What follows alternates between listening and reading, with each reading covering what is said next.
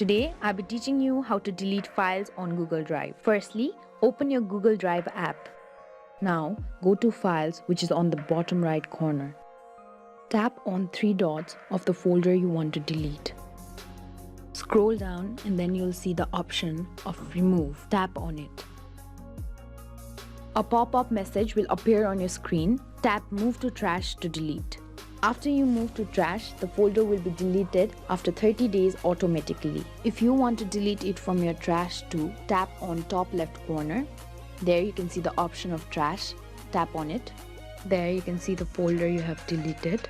Tap on 3 dot icon of the folder you want to delete forever. Tap on Delete Forever.